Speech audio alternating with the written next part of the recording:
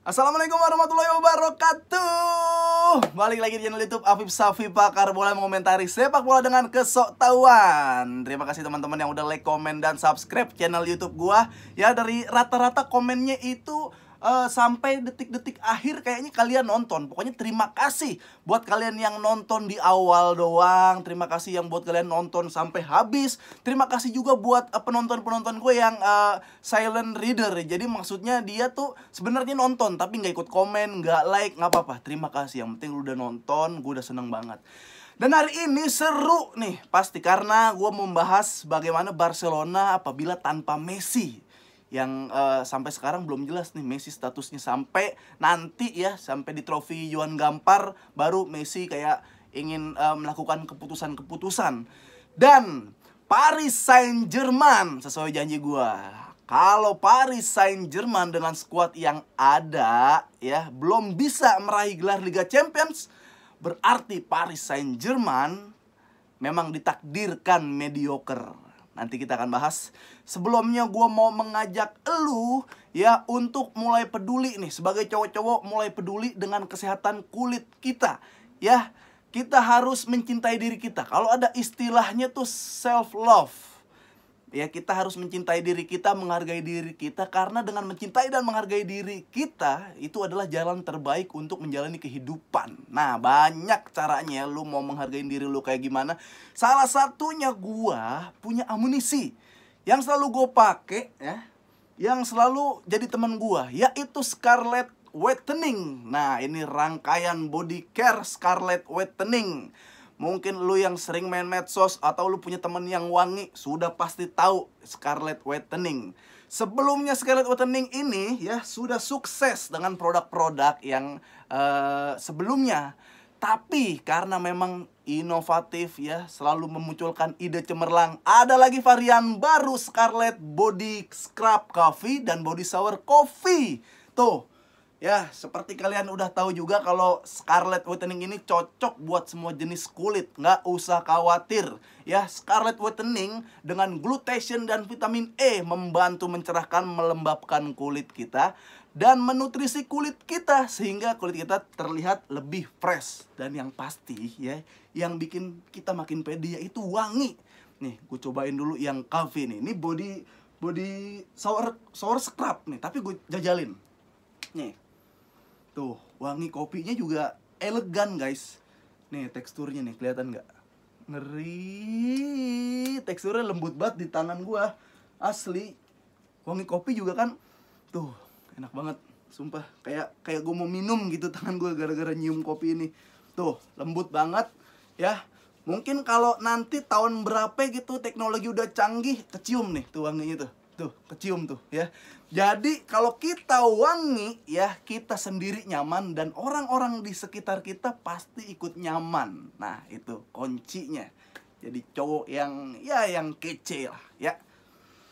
Nih, Scarlett bisa dibeli di marketplace kesayangan lu semua. Nggak usah takut, packagingnya juga aman, keren, dan nggak mungkin kenapa-napa. Karena tuh rapi banget, sudah diperhitungkan sebagus-bagusnya, senyaman-nyamannya, seaman-amannya. Jadi Scarlett Whitening ya, jadi cowok keren dan wangi.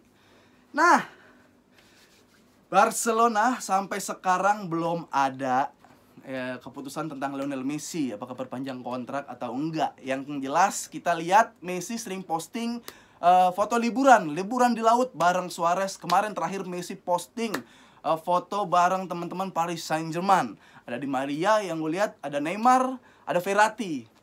Gue nggak tahu ada intervensi apa, belum ada kabar selanjutnya. Pokoknya Messi di Barcelona. Tapi sebenarnya Liga Inggris juga seru, di mana ada Manchester City ya yang mendapatkan Jack Grealish dari Aston Villa senilai 100 juta pound sterling. Nah, itu kalau dirupiahin mungkin 1,9 triliun. Nah, jadi Jack Grealish nih kayaknya pemain Inggris ya yang mahal. Pemain Inggris yang mahal. Jadi kalau ada yang bilang si Grealish nih jamet-jamet Birmingham, jamet-jamet Inggris, tapi jamet sekarang dengan harga yang mahal. Belum lagi katanya City akan mencoba mengambil si Harry Kane 130 juta pound sterling. Wah, ini ngeri juga nih, City nih ngincer UCL juga nih kayaknya nih. Dah, balik lagi ke Barcelona. Apa yang terjadi kalau misalkan Barcelona tanpa Lionel Messi? Messi kita tahu tugasnya sekarang tuh banyak. Selain dia harus jadi goal getter kalau udah sampai deket gawang, ya dia juga bisa jadi creator. Bisa juga jadi false nine yang ngasih ke striker. Semua Messi bisa lakuin. Tapi kan sekarang ini udah banyak pemain Barcelona yang masuk. Lo punya Aguero yang fungsinya bener-bener goal getter. Ya kalau creator, gue yakin Pedri dan dan De Jong itu juga bisa gitu. Jadi second striker bisa, jadi umpan-umpan manis ke striker bisa gitu. Jadi kayaknya mungkin kalau tanpa Lionel Messi, Barcelona masih tetap gacor menurut gue. Tapi gue yakin Messi masih punya hasrat, dimana kalau misalkan dia baru datengin kayak pemain yang gue nggak tahu pilihan Messi apa enggak, tapi minimal Aguero itu adalah teman Messi gitu. Gue kayak pengen melihat Messi main bareng lagi sama mereka.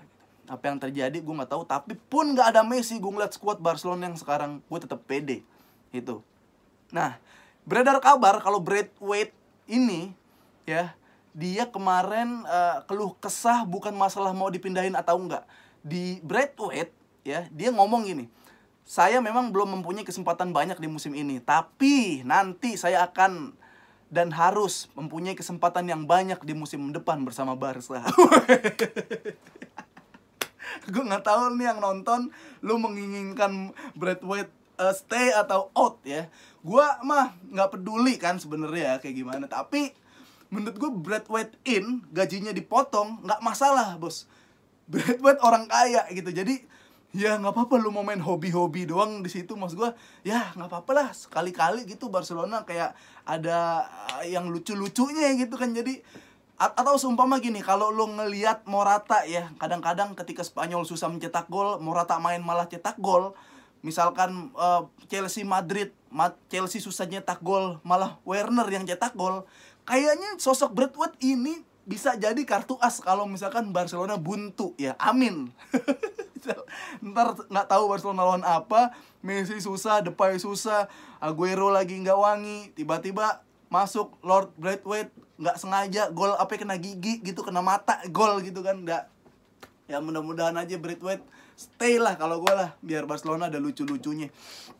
Dan nih gue nggak tahu berita ngeselin apa enggak, kalau si Coutinho katanya juga akan stay. Nah, ini gue nggak tahu gimana cara memanfaatkan Coutinho di, ya kan, karena kita udah tahu juga di lini tengah Barcelona udah rame, udah numpuk, dan udah pemain-pemain yang kelihatan lagi, bukan kayak masih hijau gitu. Kayak ya Ricky Puig masih gue anggap hijau, tapi iya Pedri yang capsnya tuh udah mulai jadi pemain dengan caps terbanyak ya di tahun kemarin sampai tahun sekarang, kayak 71 atau 72 caps kalau nggak salah. Pedri udah kelihatan bukan hijau lagi. Istilah burung kalau udah lepas throttle udah mau mapan ya. Ada De Jong. Nah, belum lagi nanti yang B naik nih, Gavi naik. Gue juga nggak tahu. Mungkin cara memanfaatkan Coutinho biar nggak makan gaji buta, ya udah nggak apa-apa stay di Barca, tapi lu ganti tuh tugas-tugas cleaning service Barcelona, lu ganti tugas-tugas content creator Barcelona. Jadi ketika pemain lagi pada main, lagi pada bertugas, lagi pada bekerja, ya lu juga kerja, ngepel, ya kan, kasih alat gitu kan, awas masih licin gitu-gitu. Nggak apa-apa, kalau nggak lu jadi admin Barcelona, boleh Coutinho, biar nggak ngerasa ngerugiin Barcelona banget, nge-tweet, ya kan, di Barcelona, ya Barca Day, gitu kan, Barca Day. Jadi itu yang saran buat Coutinho. Sementara di belakang, Eric Garcia gue yakin karena dia La Masia, dia pernah sama Pep gitu kan. Mungkin Barcelona akan main lagi 4-3-3 ya. Kalau nggak ribet nanti bisa jadi pakai back 3, tapi feeling gue masih jadi 4-3-3 karena ada Emerson, Jordi Alba. Ya bisa jadi Blade masuk nanti, bisa jadi Des dipindah ke kiri, tapi yang jelas ada Eric Garcia ditemenin Pique atau ditemenin Araujo. Gue masih pede tengah Barcelona. Jadi gitu, menurut lu gimana kalau Barcelona sampai sekarang belum jelas keadaan Messi? Di komen, apakah Messi masih dibutuhkan Barcelona, atau Barcelona sudah nggak butuh Messi lagi. Ya, di komen di situ. Sekarang kita bahas Paris Saint-Germain. Nah, seperti itu dia yang gue bilang. Paris Saint-Germain, kalau dengan skuad yang ada, gue sih ngedukung Paris juara Liga Champions gitu kan. Karena semua pemain dari lini udah ditarik-tarikin. Semua lini yang bagus sama dia udah ditarik-tarikin. Nggak ada alasan lagi buat nggak juara Liga Champions. Apa sih yang dikejar sama Paris kalau dengan skuad yang ada? Ya, dari kiper, back, tengah, sampai depan itu pemain penting semuanya. Kipernya ada 9, mungkin ntar pada dipinjemin kali. Ini ngaco nih. Kalau Paris, ntar kita cerita sejarah Paris ya. Paris nggak juara Liga Champions, gue nggak tahu pusingnya Paris kayak gimana. Ini pemain sudah di level top semua, ya. Mungkin nanti lu bisa kepikiran bawa Messi atau Ronaldo gitu. Ramos memang udah terlalu tua, tapi dia punya mental di Liga Champions. Dia punya pengalaman jam terbang yang bagus di Liga Champions. Nah, kalau misalkan tahun ini Paris nggak juara, apa yang terjadi? Gue punya solusi kayak, jangan-jangan Paris memang ditakdirkan mediocre. Jadi semua pemain dari lini ya, yang tadinya pemain bintang semua, diganti sama pemain yang punya gelar Lord semua. Jadi nanti bukan Donnarumma lagi kiper Paris, kipernya Karius. Sini yang dikit Ojan Kabak, sini Clement Lenglet, sini Sergio Roberto, ya. Pemain-pemain yang gelar Lord. Tengah, ya kan, tengahnya lu cari deh. Siapa tengah yang Lord? Mungkin Rakitic yang udah nggak ada napas lagi, bisa dijadiin Lord, nih kan. Di depan kita udah tahu siapa di depan Paris Saint-Germain nanti kalau udah frustasi akhirnya memutuskan untuk membeli pemain-pemain yang gelar Lord. Paris di depannya nanti ada Werner, Dembele, sama si Vinicius Junior. Mungkin kayak gitu kali frustasinya Paris ya. Karena dalam skuad yang ada, Paris ini sangat berpotensi banget untuk menang Liga Champions ya. Jadi posisi gua adalah mendukung Paris buat menang Liga Champions. Kalau enggak mah kebangetan. Tapi lu tahu gak ya? Lu tahu gak nih siapa peraih Ligue 1 terbanyak sampai sejauh ini ya? Peraih pemenang Liga Prancis yang banyak sampai sejauh ini. Ternyata bukan Paris, ternyata bukan Olympique Lyon, ternyata bukan Marseille, ternyata bukan Monaco. Yaitu ini udah mendapatkan 10 gelar nih ya Liga Prancis. Si klub yang udah dapat 10 gelar di Liga Prancis namanya Saint-Étienne. Saint-Étienne. Nah, mungkin lo ya nggak, kalau yang lo cinta bola banget lo tahu di Saint-Étienne kiprahnya kayak gimana. Jadi dia dapat 10 gelar. Di gelar bawahnya itu ada Olympique Marseille yang punya 9 gelar, dan Paris yang udah 9 gelar. Dikit lagi sih nyusul kalau juara ya. Tapi kita lihat kemarin aja kalah sama Lille karena nggak nurunin semua pemain. Di posisi ketiga ada Nantes dan Monaco, 8 trofi. Nah, Lyon itu sebenarnya baru trofi karena dia tuh di tahun 2000-an baru dia menang beruntut. Berarti sebenarnya ini liga yang sangat kompetitif. Liga Prancis. Liga yang sangat kompetitif. Tapi gue nggak tahu di Indonesia minatnya kayak gimana. Karena ya di Indonesia liga-liga udah pasti Liga Inggris ya. Liga Spanyol, Liga Italia. Italia juga kadang gara-gara jamnya agak nggak bersahabat sama Asia, ditinggalin. Spanyol gara-gara jamnya nggak bersahabat sama Asia, ditinggalin. Nah, sebenarnya liga kompetitif, mungkin kurang marketing, mungkin apa ya? Ini nih, banyak pemain Prancis ya yang harusnya main di Liga Prancis malah dia berlabuh keluar. Itu yang sangat disayangkan sama Paris. Ya, Paris ini ya dulu pasti mediocre karena jagonya kan baru-baru sekarang. Yang kita tahu Paris itu kayak pasti punya pemain-pemain bagus. Okocha pernah di situ. Pernah ada Weah pernah di situ. Arteta, Ronaldinho pernah di situ. Pauleta pernah di situ ya kan. Sebelum diisi sama orang-orang Dubai, sebelum diisi sama-sama orang-orang berduit baru masuk. Baru mulai ada Lavezzi, Cavani, Ibrahimovic, Beckham di situ. Ini ngincer apa? Gue nggak tahu. Paris ngincer apa? Gue nggak tahu. Tapi yang sangat disayangkan adalah gini.